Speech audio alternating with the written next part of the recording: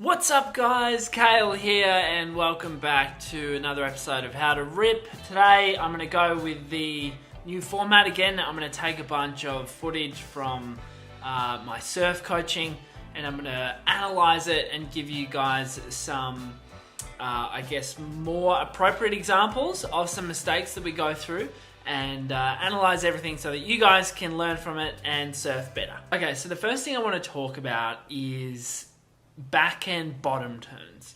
This is something that I think a lot of people get stuck with. This challenging position of looking up at the top of the wave from being down low and also having your back to the lip.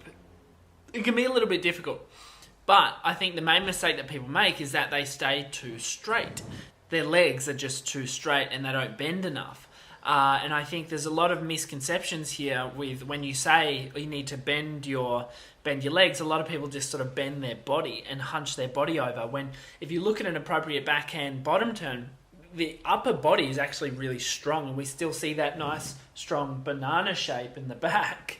And then that actually, the fold and the bending actually happens. We fold at the hips a little bit so that the belly is actually between our knees almost, but the bend is happening in the knees. So the knees are holding and absorbing all that power that we've presumably got from the top of the wave, and we're going to unleash that at the top of the lip.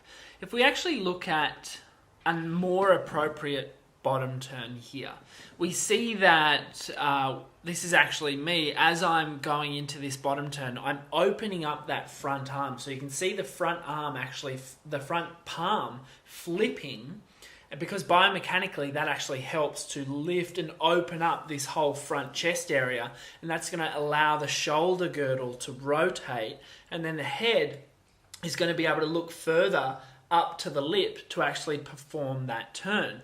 Now here's something that's really key. We saw just previously with this clip here that the surfer did the bottom turn quite well, has mastered the position of the bottom turn. However, it's the change, the rotation that she hasn't yet mastered, and as a result, there's no turn that occurs. So it's important to note that as this position opens us up, we then have to close down and go in the opposite direction with the shoulder girdle and the head to actually initiate the turn back down the wave, as you can see here.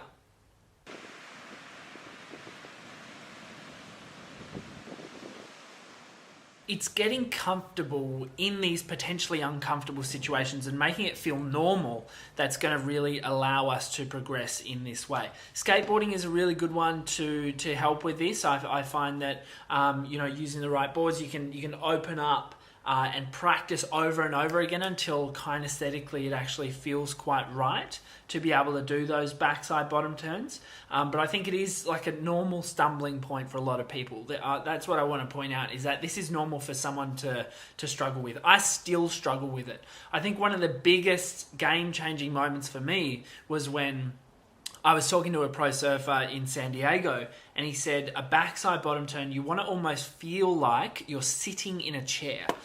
That's how low you're getting on that bottom turn. And it becomes really important to master that bottom turn, especially if we start going into bigger waves, because we're really trying to control and harness speed as opposed to generate it as well. The next thing I want to talk about is the utilization of the wave. This is something that comes up a lot, I think, in what we do.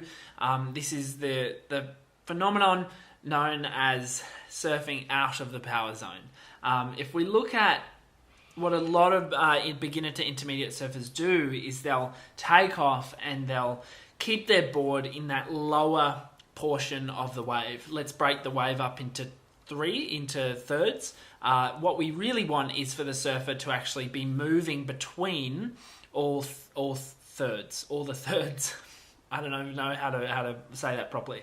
But they want to move up and down the face of the wave, but they want to stay up in the top 2/3 mostly to build power, because that's where most of the power is going to come from.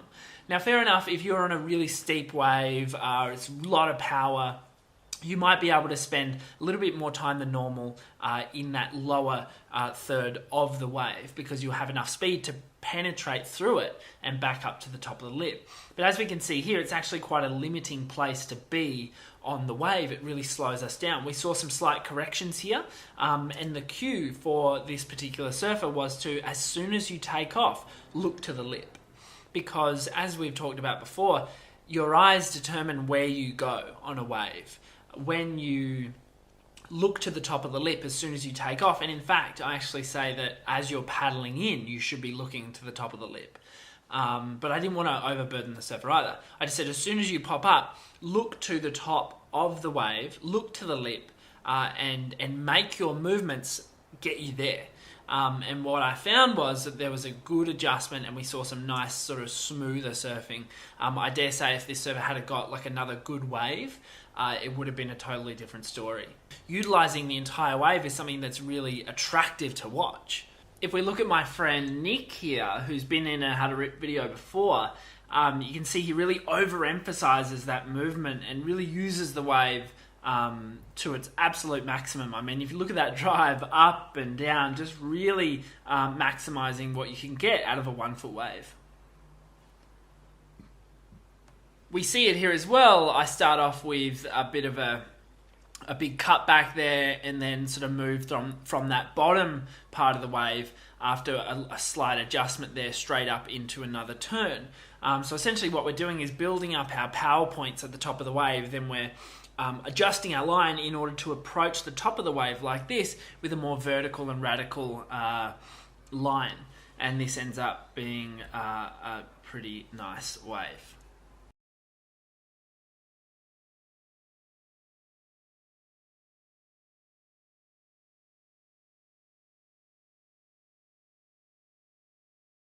The next thing I really want to talk about, this is something that's huge, it always tends to come up, is the first bottom turn. And it's hardly even a bottom turn. The turn I'm talking about is a speed generation oomph.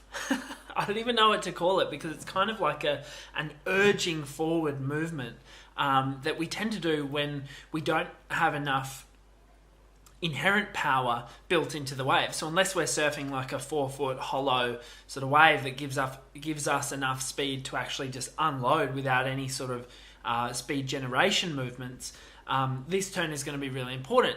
So essentially it's this one right here. As the surfer gets to the bottom, they do a little urge forward, and it's really a half a bottom turn. But what I like to see is more effort and more oomph in this turn. We'll call it the oomph turn. And we see it here, it's really subtle. So watch this moment right here where you see a lick of spray come out the tail of my board. Right there, it's just a tiny little speed pump to actually encourage myself forward down the wave. To add on, say, an extra 5%, 10% of speed in order to approach the section. And this is purely just a speed generation maneuver to get out in front of the lip in order to perform your desired maneuver.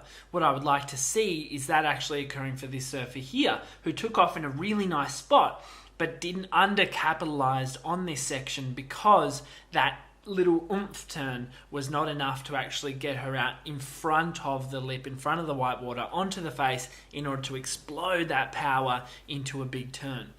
It's something that I think we do need to work on, and we can make it as subtle as possible, because obviously a lot of surfing is this pursuit of aesthetic pleasantness, if you will. And I think doing that turn can look ugly if we try and overdo it. By making it subtle, we sort of give ourselves not only an extra boost of speed, but also this nice element of flow into our surfing. Essentially, unless you're surfing waves above 3 to 4 foot, we're always trying to, generally speaking, get more speed because we can go more critical, we can be more in control with that speed. It's only the waves get bigger when you don't have to do that you can get away with just going straight into a nice critical bottom turn on a wave, something like this.